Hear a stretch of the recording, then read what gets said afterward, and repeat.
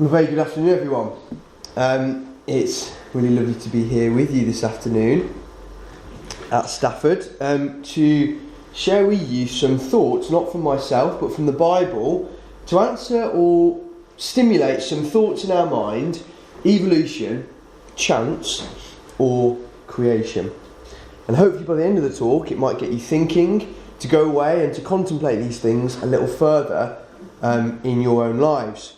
And I want to start my talk this afternoon by asking a few questions, and if it helps to close your eyes to think about these questions, then that's absolutely fine.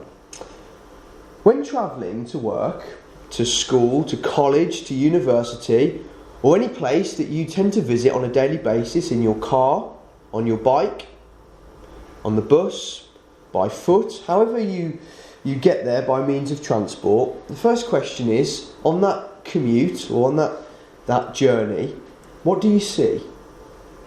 What sounds can you hear? What smells are going on? What thoughts are taking place on this journey in your mind? Let me ask you another question following on from these questions. How many of you on that journey actually stop and take notice of all those things around you that you can experience through your senses? How many of you sit at a red light and glance up at the majestic sky with all the clouds and the intricate work that you can see?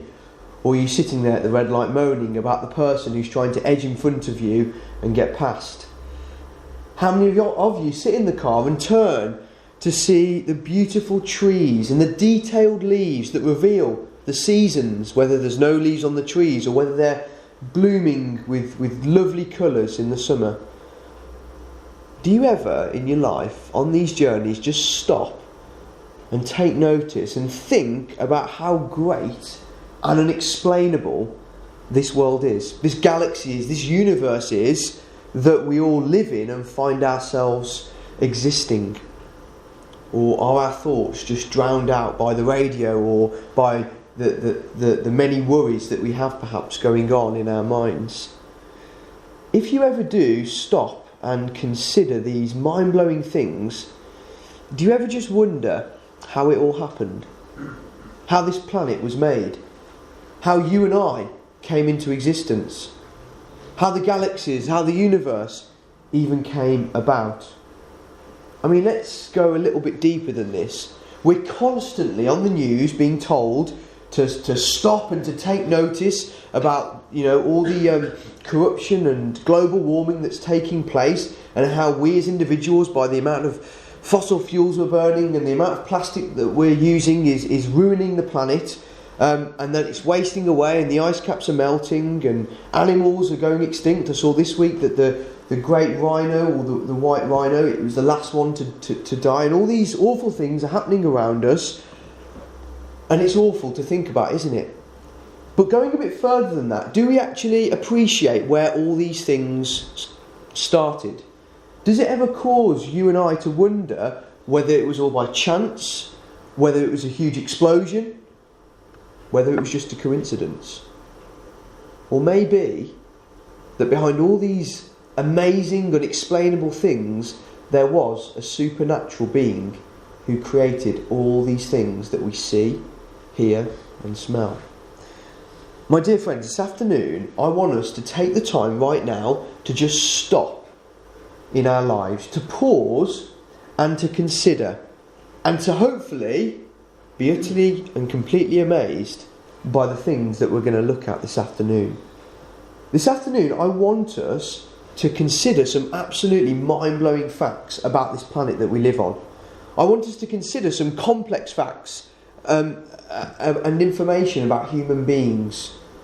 But firstly, before I go on, I want all of us in our minds to promise ourselves that right here, right now, we'll clear our minds of all the worries, of the things that we're going to have to go and face tomorrow at work, or whatever our lives and situations are at this time, to not worry about what we're having for supper tonight, and to just not come with any preconceived ideas or opinions, but to just stop and consider the awesome facts and principles that we're going to be presented this afternoon. and how this all can possibly link with the book that we have in front of us.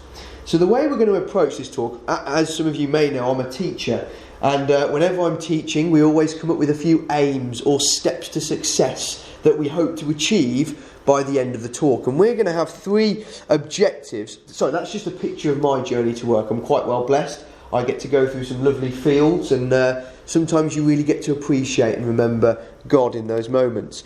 But the way we're going to tackle our talk this afternoon is we're going to look at 3 different things. We're going to firstly look at DNA, okay, and how amazing DNA is.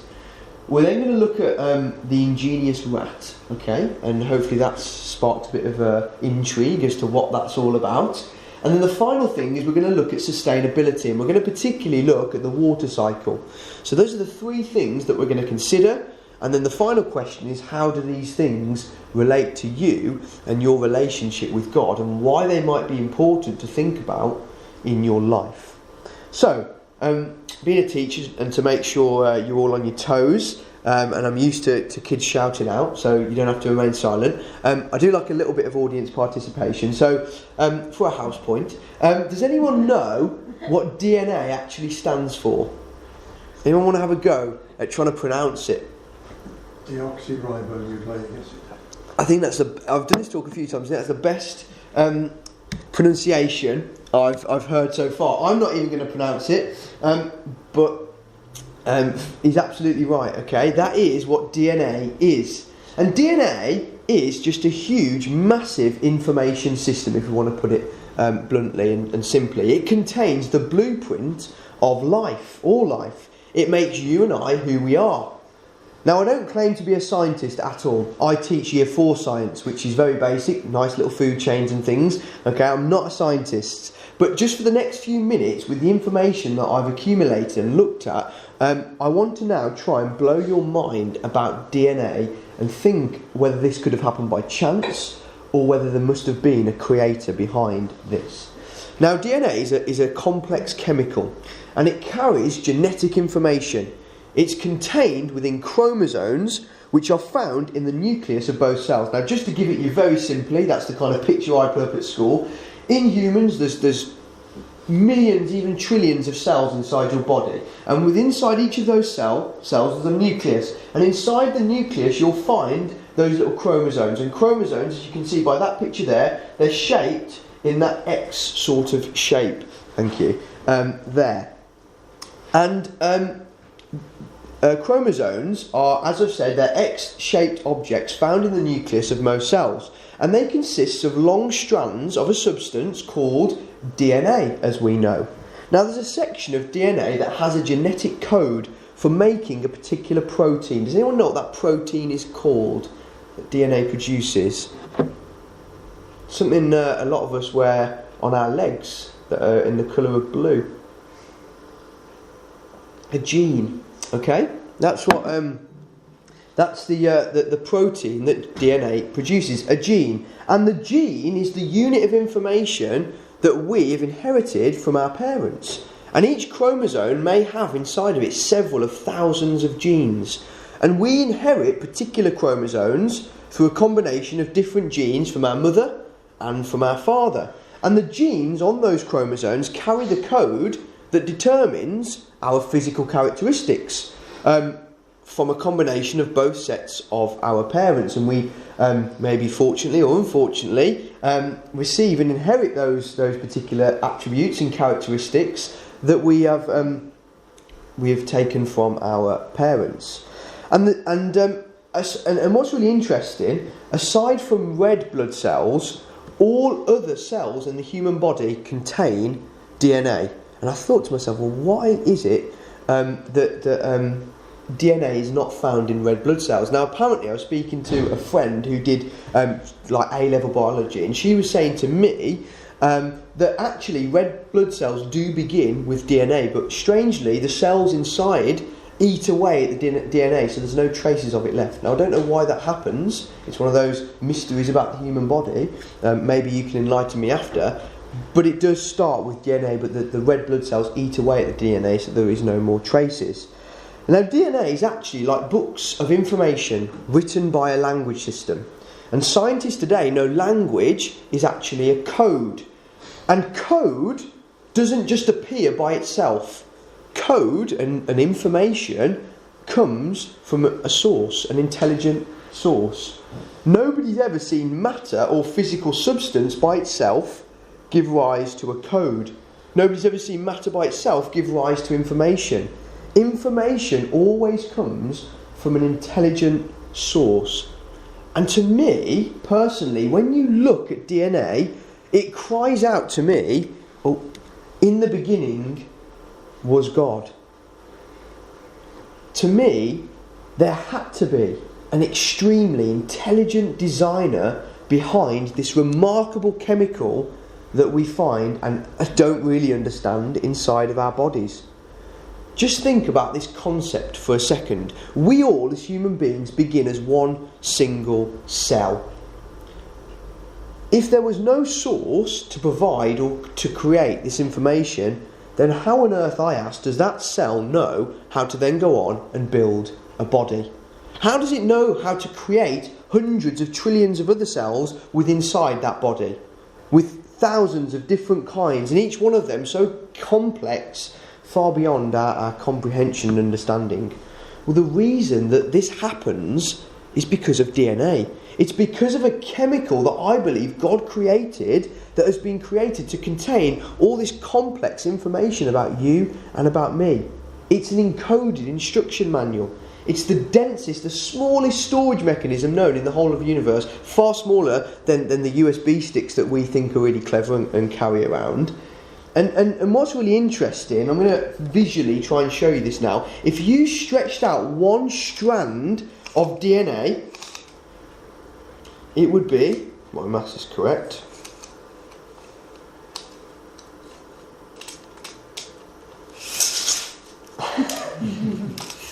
let's get it again. Anyone want to have a guess as to how long one strand of DNA would unravel to?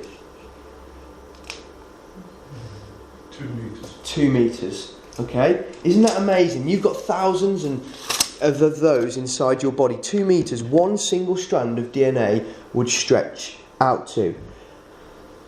And what's really interesting, if your mind's not quite blown there, if all the DNA cells put together were stretched out, then scientists reckon that it would be twice round the diameter of the solar system if all your DNA cells were stretched out. Now, how they've worked that out, I'm not quite sure, okay? But that would be 801,488 kilometres, roughly, if all your DNA cells were stretched. And just in case your mind isn't quite blown yet, can you see that little pinhead? Not really, no, okay? It's extremely small. Yet the amount of DNA information that can be contained within this tiny little pinhead would fill a stack of books 500 times higher than the distance from the Earth to the Moon. The program code and design of such an incredible system indicates to me a supremely intelligent designer. And to me, it just makes me want to shout out these words on the screen. David, who probably didn't really understand DNA and about his body, he shouted these words, "I will praise thee, for I am fearfully and wonderfully made. Marvellous are thy works, and that my soul knows right well." You can understand why David felt like this. And he probably, as I said, didn't understand DNA and the complex things that were inside his body. And I don't know what you're thinking after that quick, hopefully complex exploration into DNA, but for me, I can't believe there wasn't a supernatural being, an intelligent designer behind all of this. To me, DNA is shouting out, "In the beginning was God." And God said, "Let us make mankind in our image, in our likeness, so that they may rule over the fish in the sea, the birds in the sky, over the livestock and all the wild animals, and over all the creatures that move along the ground." So that's DNA, and hopefully that amazing information that we've just looked at has shown to you that there must be a creator behind it. You can think about those things anyway, if you're not quite sure. Let's now move on to the second aspect of our consideration, the African Crested Rat. So many scientists credit evolution for how animals and humans have changed over successive generations. I think this case study of a species of rat is one of the many examples that I could have used to show that evolution is perhaps not the answer for this ingenious method that I'm about to present to you, but it surely has a very intelligent designer behind it. Because this African crested rat has developed a method to foil its predators. I'm just going to show you a little video from the BBC. There's the rat, and what the rat is doing is it's chewing the roots and the bark of a highly toxic poison. And then what it's doing after it's chewed is actually, it looks like it's biting itself or cleaning itself. It's actually smearing a lethal mixture on a special section of its fur, so that any predator that attacks it, when it bites it on the side, it will receive a mouthful of this potentially deadly poison. And it's a strategy that's otherwise unknown within the animal kingdom. Now, for a long time, scientists actually believed that the rat was poisonous itself, such as snakes that have venom, because domestic dogs were seen in South Africa and places in Africa to drop dead after taking a bite from this particular rat. But it's only now being realised after things such as this in science labs that the rat actually acquires its poison from a plant to make itself deadly. The rest of the rat's body isn't poisonous, only the particular section that it's smeared the poison onto. Now the poison is actually something, it contains a substance called ouabain. I think I've pronounced that correctly. It's Ouabain. And if it occurs in very small amounts, it affects the adrenaline gland, and it can cause, at large levels, at higher concentrations, things such as cardiac arrest, which is what happened to the animals when they had actually bitten the rat. Okay? Now the rat is very slow moving, and when attacked, it actually freezes. But what it then does when it's starting to feel like it's under attack is, can you see at the top that defensive posture? And what it does is it crouches up and it exposes the teardrop shape that's on its back, okay? And that shape, or that pattern on its back, I think it looks like a little bit of a teardrop. Now what's really interesting is that particular section of its back is coated with hairs that are like wicks. So when the poison is saturated onto that fur, that little section, it maintains and keeps the poison on there. And interestingly, the rest of the fur on its body is not like the section that's inside the teardrop shape, interestingly. And the rat somehow knows to only smear the poison onto that section of its back. But there's two remarkable features about this defensive strategy. The first thing is, the rat is immune to the poison. The second thing is, as I've just said, the hairs of the crest on which the poison is smeared are completely unique. They're unknown in the animal kingdom. And that pattern on the rat's back is to act as a warning to predators. And obviously if that warning is ignored, then it's deadly for the attacker. And as I just said, microscopic examination has shown that each hair inside that teardrop is like a wick, so that once treated it remains saturated with the poison. Evolutionists say that this genius mechanism just evolved, and the rat learned from its ancestors and mother and father this particular strategy. They can't explain how it took place. And again, I think this all links back to the concept of DNA. It shouts out to me these verses on the screen. God said, "Let the earth bring forth the living creatures after his kind, cattle, creeping thing like the rat, and beast of the earth after his kind." And it was so.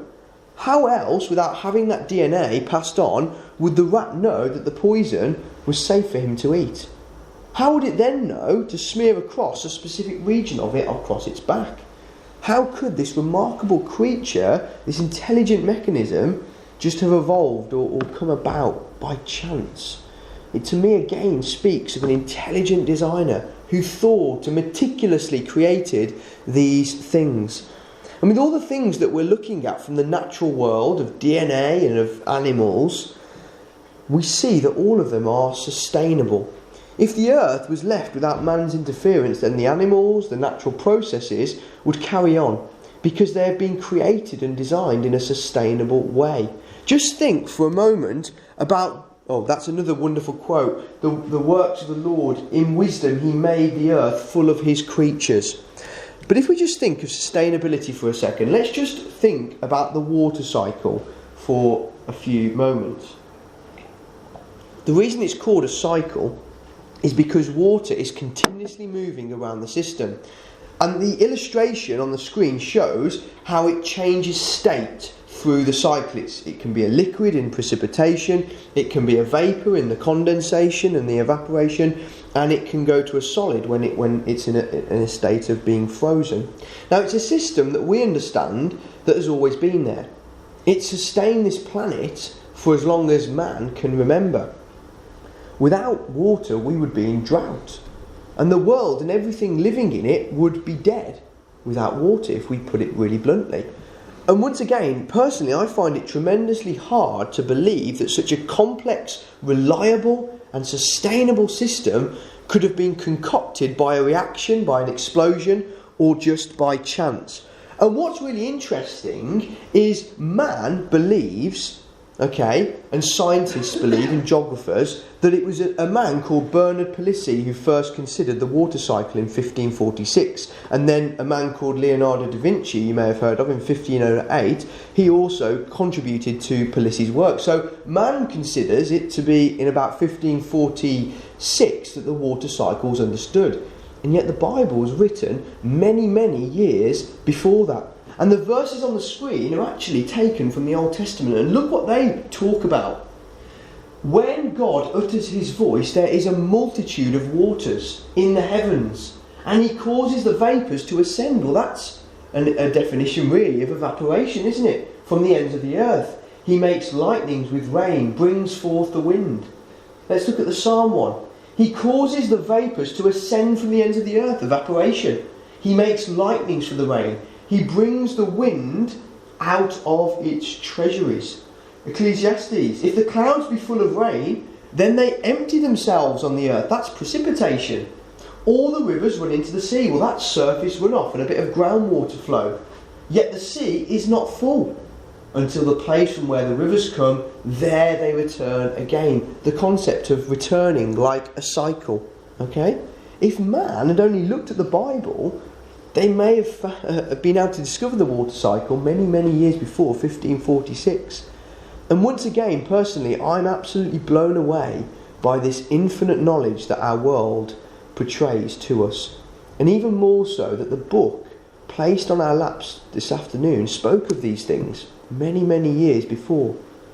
So after considering DNA, after looking at the African Crested Rat and the water cycle, what does all this information mean to you and to me? Well, hopefully the evidence that we've looked at tonight, this afternoon, has made you think that there must be perhaps a God or a supernatural intelligent designer behind these things. And while you're considering and mulling these things over in your mind, if you don't mind, I want us to turn into our Bibles to finish to Psalm, the book of Psalms, which is in the middle of our Bibles. It's a big book. Psalm, and we're going to go to Psalm chapter 19. I'm just going to read a few verses from there to consider while we're thinking over these things.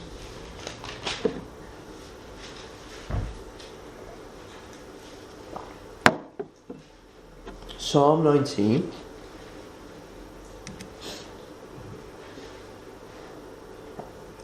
And verse 1.